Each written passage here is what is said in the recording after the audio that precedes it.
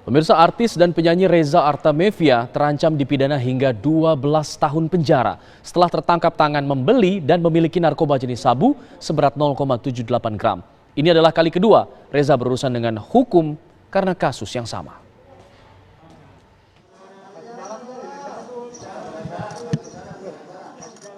Penyanyi Reza Artamevia ditangkap aparat Polda Metro Jaya atas dugaan terlibat penyalahgunaan narkoba. Setelah menjalani pemeriksaan awal selama lebih dari 24 jam, polisi akhirnya menetapkan Reza Artamevia sebagai tersangka. Reza terancam pidana hingga 12 tahun penjara setelah tertangkap tangan membeli dan memiliki narkoba jenis sabu seberat 0,78 gram. Keterangan ini disampaikan Kabid Humas Polda Metro Jaya, Kombes Pol Yusri Yunus dalam rilis penangkapan yang juga menghadirkan tersangka Reza Artamevia. Dari penangkapan tersebut, petugas Ditres Narkoba Polda Metro Jaya menyita sejumlah barang bukti, diantaranya 1 paket sabu seberat 0,78 gram. Kepada polisi, Reza mengaku baru 4 bulan terakhir mengonsumsi narkoba. Yang bersangkutan RA ini hasil pemeriksaan memang mengakui bahwa dia menggunakan sabu ini sekitar 4 bulan semasa pandemi COVID-19 ini, yang memang sering di rumah saja, ya. Ini pengakuannya.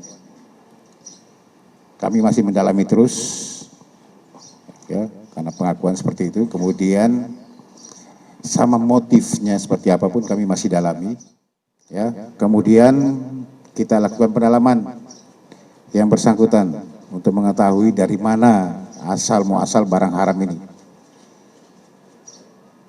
ya.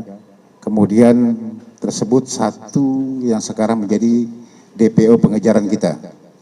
Memang biasa dia membeli di situ, inisialnya adalah F. Reza ditangkap polisi pada Jumat sore bersama 2 rekannya. Namun dari pemeriksaan urin, hanya Reza yang positif menggunakan sabu. Di hadapan media, Reza pun menyampaikan permohonan maafnya. Bismillahirrahmanirrahim. Assalamualaikum warahmatullahi wabarakatuh.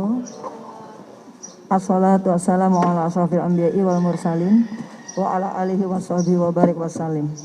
Alhamdulillah, izinkan saya Reza Artamevia pada kesempatan ini menyampaikan permohonan maaf yang sebesar-besarnya kepada anak-anak saya Zahwa dan Alia, kepada orang tua saya Musye atau Omi dan Papap atau Abi, kepada adik-adik saya, keluarga besar saya, guru-guru saya, para sahabat dan kerabat, dan pastinya untuk semua pihak yang sudah selalu mendukung dan membantu perjalanan karir menyanyi saya.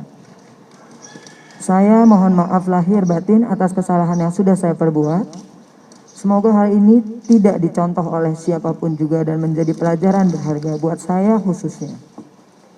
Mohon doanya. Sekali lagi saya berterima kasih juga kepada pihak kepolisian, khususnya Resi Narkoba Subdit 3 Polda Metro Jaya yang sudah profesional selama saya di sini, dan mohon maaf lahir batin dari saya untuk semua pihak. Demikian pernyataan dan statement dari saya. Wassalamualaikum warahmatullahi wabarakatuh. Reza dikenakan pasal 112 ayat 1 Undang-Undang Nomor 35 Tahun 2009 tentang narkotika dengan ancaman hukuman 4 hingga 12 tahun penjara. Polisi kini tengah memburu pemasok sabu yang sudah masuk DPO. Sebelumnya, Reza Artamevia pernah ditangkap bersama Gatot Brajamusti yang disebut sebagai guru spiritualnya. Penangkapan terjadi di sebuah hotel di Mataram, Nusa Tenggara Barat, Agustus 2016 lalu. Saat itu pemeriksaan urin Reza juga dinyatakan positif mengonsumsi sabu. Begitu juga dengan Gatot Brajamusti dengan istrinya. Tim TV One mengabarkan.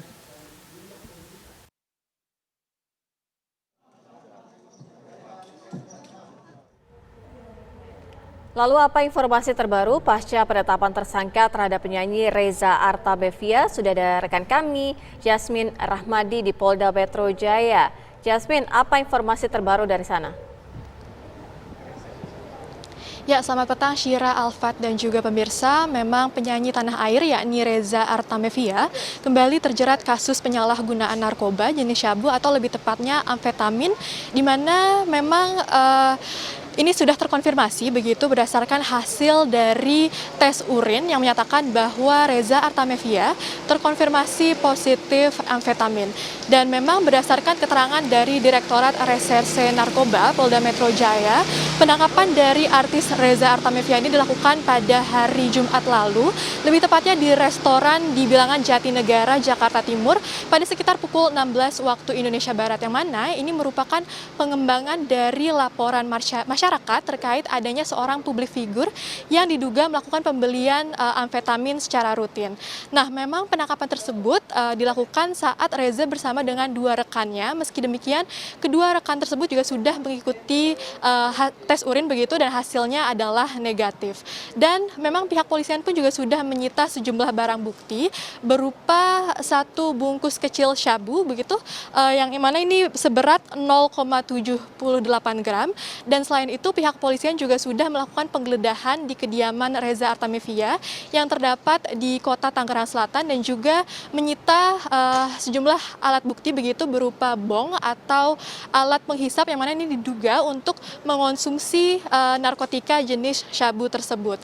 Dan berdasarkan hasil pemeriksaan memang Reza Artamevia mengaku sudah mengonsumsi narkoba ini selama 4 bulan terakhir, di mana Reza membeli narkotika tersebut dari seseorang berinisial F. Dan hingga sekarang pun pihak kepolisian masih menelusuri identitas dari sosok berinisial F tersebut. Dan memang Reza Artamevia pun dikenakan pasal penyalahgunaan narkotika dan terancam dikenakan hukuman penjara selama 4 hingga 12 tahun. Meski demikian memang Reza Artamevia bersifat kooperatif selama pemeriksaan dilakukan, di mana bahkan tadi Reza Artamevia juga sempat menyatakan permintaan maafnya begitu kepada keluarga, juga kepada rekan-rekannya, dan Reza Artamevia pun juga akan menjadikan kasus ini sebagai pengalaman berharga untuknya ke depannya.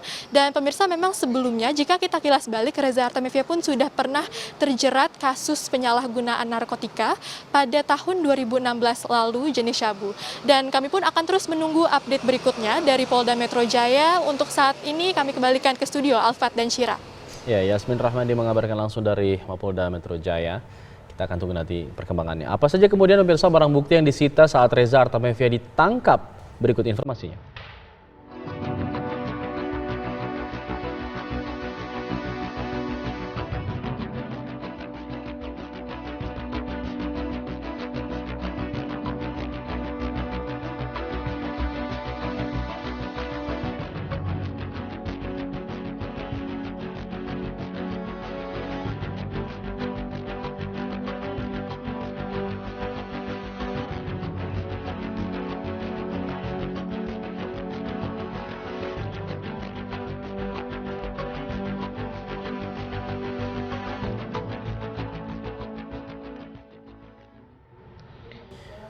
Pemirsa, artis dan penyanyi Reza Artamevia ini terancam dipidana hingga 12 tahun penjara setelah tertangkap tangan membeli dan memiliki narkoba jenis sabu seberat 0,78 gram. Ini adalah kali kedua Reza harus berurusan dengan hukum karena kasus yang sama.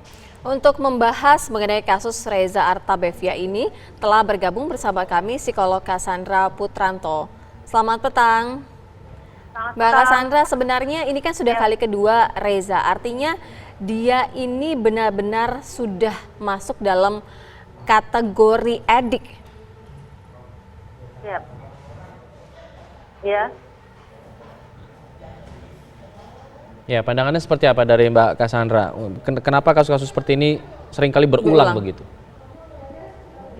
Baik, pertanyaannya adalah bahwa apakah seorang dengan masalah adiksi itu kemudian menjadi serta-merta menjadi seorang tersangka dan melanggar undang-undang. Nah, ini kita harus bedakan bahwa sebagai orang dengan masalah adiksi, sebenarnya harusnya adalah mendapatkan atau menjalani terapi rehabilitasi. Tetapi tentu saja yang sekarang yang menjadi perhatian tentu saja penyidikan dari kepolisian adalah bahwa ternyata apabila ada dugaan keterlibatan di dalam kegiatan pengedarannya, ya, karena kalau hanya sebagai orang dengan masalah adiksi, seharusnya hukumannya adalah terapi dan rehabilitasi. Tentu saja sekarang yang harus kita tunggu adalah hasil dari penyidikan dan penyelidikan kepolisian bahwa yang bersangkutan ini ada keterlibatannya di dalam peredaran gelap atau tidak. Ya, baik. Mbak, kalau kita bicara masalah proses rehabilitasi yang dilakukan oleh tersangka-tersangka adiksi seperti ini, apa kemudian evaluasinya sih sejauh ini? Mungkin Mbak punya datanya, kenapa sepertinya kok tidak efektif untuk bisa menyembuhkan tersangka-tersangka adiksi seperti ini? Begini, orang dengan masalah adiksi ya tidak serta-merta harus menjadi tersangka. Karena seperti tadi saya sudah katakan, hukumnya untuk orang dengan masalah adiksi, orang dengan masalah adiksi ini adalah orang dengan masalah dan gangguan otak kronis. Artinya mereka memiliki gangguan psikologis, ya, gangguan mental yang terkait dengan masalah adiksi dan sebagian besar juga terkait dengan masalah depresi. Nah, tentu saja hukumnya adalah harus dengan terapi dan rehabilitasi. Nah, kalau ditanya kenapa mereka tidak serta-merta bisa begitu saja istilahnya kapok atau kemudian jerah dan lain sebagainya, karena justru masalah ini adalah masalah kronis, ya, yang memang pendekatannya harus dengan pendekatan terapi dan rehabilitasi yang harus secara kontinu dan berkesinambungan. Nah, kalau ditanya kenapa mereka tidak serta-merta jerah dengan adanya satu kejadian-kejadian, karena ada masalah adiksi dan depresi tadi yang harus melibatkan sebuah proses berkelanjutan, berkesinambungan, proses terapi, rehabilitasi yang melibatkan pendekatan biologis, psikologis, dan sosial yang berkesinambungan itu tadi. Seandainya misalnya terputus atau mungkin juga terus kemudian tidak berobat lagi atau tidak menjalani terapi dan rehabilitasi, akan sangat mudah sekali orang menjadi hilang. Mbak Cassandra, untuk kasus Reza sendiri, kalau menurut pandangan Mbak Cassandra, sejauh ini rehabilitasinya tidak efektif karena tidak berkesinambungan, seperti yang Mbak Cassandra katakan, atau seperti apa? Ya, yang jelas ini sudah kedua kali ya ditangkap nih, gitu. Berarti kan selama proses lama beberapa waktu ini berarti masih menyalahgunakan. Ya. Berarti proses terapi rehabilitasinya belum tuntas, belum selesai gitu, dan tentu saja harus dilihat selama ini bagaimana. Soalannya seringkali adalah karena merasa sudah sembuh lalu kemudian tidak berobat lagi atau tidak menjalani terapi lagi. Padahal untuk orang-orang dengan masalah adiksi dan depresi itu sebenarnya proses terapi dan rehabilitasi itu harus panjang dan berada di dalam pengawasan. Nah, persoalan yang kedua nih, sekali lagi. Bahwa ini ditangkap. Mbak Cassandra, mohon maaf, suaranya hilang. Baik, komunikasi kami terputus dengan Mbak Cassandra. Terima kasih atas informasinya Mbak Cassandra. Baik, pemirsa, kami mohon maaf karena ada masalah komunikasi dengan Mbak Cassandra Putranto, dan kita akan jeda dulu pemirsa. Kita akan kembali nanti dengan informasi lain, tetaplah bersama kami di Kabar Petang.